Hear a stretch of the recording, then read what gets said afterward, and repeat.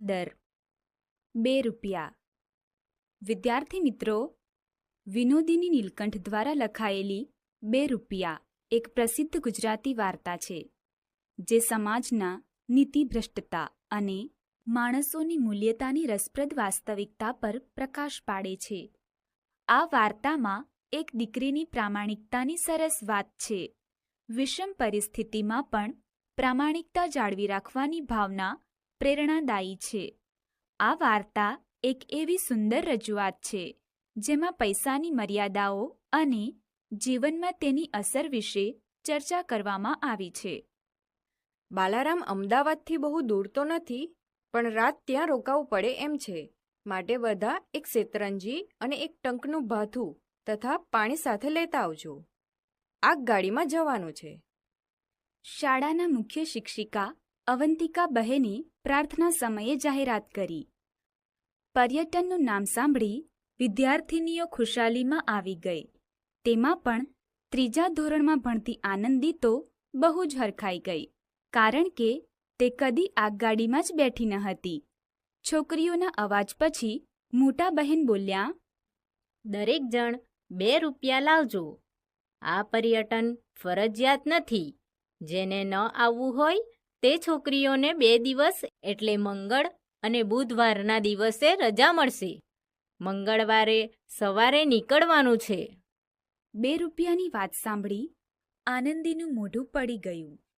તેની બા પાસે 2 આના પણ ભાગ્યે જ વધારાના રહેતા, તો 2 રૂપિયાની વાત જ શું કરવી?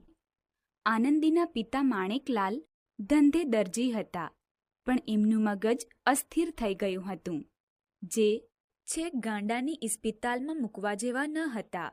પણ આખો દિવસ અર્થ વગરનો બબડાટ કર્યા કરતા, અને એમણે સીવવાનું કામ બિલકુલ છોડી દીધું હતું. આનંદીની બા કદી ધમકાવીને કામે બેસાડતી તો માણેકલાલ ગમે તેમ કાતર ચલાવી કપડું નકામું બનાવી દેતા.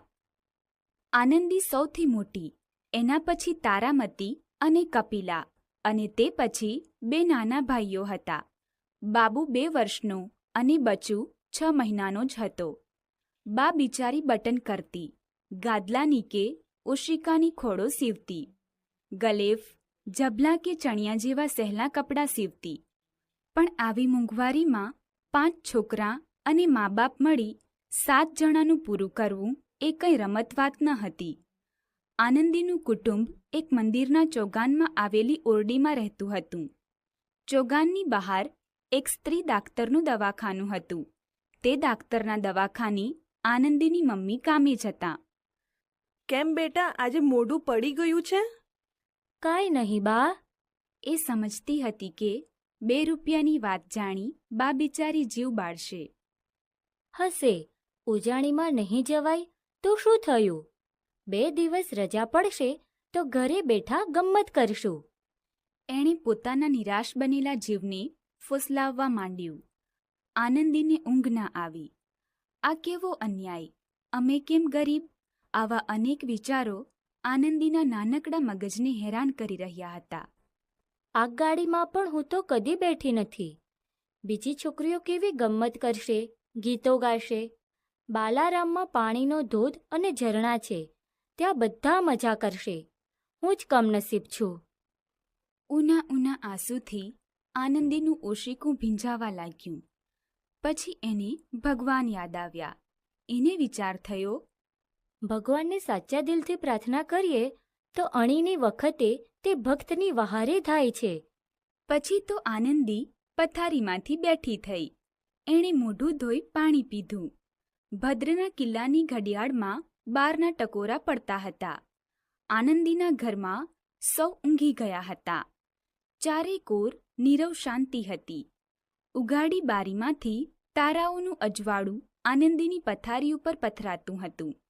પથારીમાં બેઠે બેઠે આનંદીએ ભગવાનને પ્રાર્થના કરી કે, દીનાનાથ, દીનદયાળ, હું ગરીબડી છોકરી છું. ધન દોલત, હાથી ઘોડા, હીરા મોતી કે હવેલી મહેલની મને આશા નથી. હું તો માંગુ છું ફક્ત 2 રૂપિયા. એટલી રકમનો તારે શું હિસાબ છે? 2 રૂપિયા ગમે તે રીતે અપાવે તો હે પ્રભુ, તારો ઉપકાર નહીં ભૂલું. પ્રાર્થના કર્યાથી આનંદીનું મન જરા હળવું થયું અને તે ઊંઘી ગઈ. સવારે ઉઠીને તે પોતાની બા સાથે દવાખાને ગઈ. ડૉક્ટરની ખુરશી નીચે 2 રૂપિયાની નોટ પડી હતી.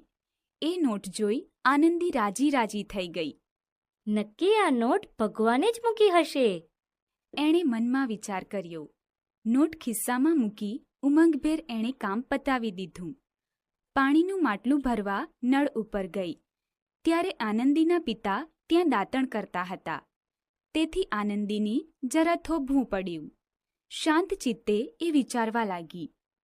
ભગવાને નોટ મોકલી એમ હું કહું છું, પણ ખરેખર તો એ કોઈને જ પડી ગઈ હશે. ડૉક્ટરની હોય કે કદાચ કોઈ ગરીબ ગુરબાની પરાણે એકઠી કરેલી પૂંજીમાંની પણ નોટ હોય. મારાથી તે કેમ લેવાય? ઉજાણીએ જવાનું ન હોત તો હું કદી આ નોટ ખિસ્સામાં મૂકત ખરી? ચોરી કરીને ઉજાણીએ જવાય ખરું? ભગવાન કદી ચોરી કરાવે ખરો? ચોરી કરું તો ભગવાન જરૂર નારાજ થાય. બા જાણે તો કેટલી દુઃખી થાય.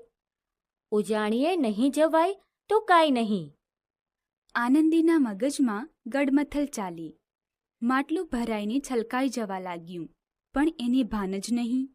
છેવટે ભાન આવતાં એ ડૉક્ટરના દવાખાને જઈ પાણિયારા ઉપર માટલું મૂક્યું. આનંદી, પેલી મંગુબાઈ હમણાં આવીને કહેતી હતી કે એની 2 રૂપિયાની નોટ ખોવાઈ ગઈ છે. તને જડી છે આનંદી? મંગુ બિચારી ગરીબ છે અને માંડ 2 રૂપિયા ઊભા કર્યા હતા. કોણ જાણે એ જૂઠે બોલતી હોય. આનંદીએ ખિસ્સામાંથી 2 રૂપિયાની નોટ કાઢી ડૉક્ટરના હાથમાં મૂકી. એની આંખમાં આંસુ આવી ગયા. તે જોઈ ડૉક્ટરને ખૂબ નવાઈ લાગી. કેમ રડે છે આનંદી? આનંદીથી ન રહેવાયું અને અથથી ઇતિ સુધી બધી હકીકત કહી સંભળાવી. ડૉક્ટરબાઈ બહુ દયાળુ હતા. એમણે પોતાનું પર્સ કાઢી અને 2 રૂપિયા કાઢી આપ્યા. તું સાચું બોલી, એનું ઇનામ. આનંદીના પગની પાંખો આવી. દોડતી દોડતી નિશાળે ગઈ. સૌથી પહેલી જઈને એણે ઉજાણીના 2 રૂપિયા મોટા બહેનને આપ્યા. કેમ આજે બહુ ખુશાલીમાં છે? આનંદીએ બધી હકીકત કહી સંભળાવી. આનંદીના ઘરની સ્થિતિનો ખ્યાલ મોટા બહેનને ન હતો. એમણે આનંદીનું નામ ત્યાર પછી માફી વિદ્યાર્થીની તરીકે દાખલ કર્યું અને ચોપડીઓ, નોટબુક વગેરે પોતાના ખર્ચે આપવાનું નક્કી કર્યું. બાલારામની ઉજાણી થઈ. સૌને ખૂબ જ ગમ્મત પડી. પણ ભગવાને જેને 2 રૂપિયાની ભેટ મોકલી તે આનંદી જેટલો આનંદ બીજા કોઈને આવ્યો હશે ખરો?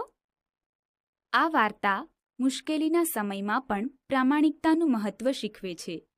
મુશ્કેલ સંજોગોનો સામનો કરવા છતાં આનંદીએ પ્રામાણિક રહેવાનું પસંદ કર્યું અને ડૉક્ટરને પૈસા પરત કર્યા, જે આખરે અણધાર્યા આશીર્વાદ તરફ દોરી ગયા.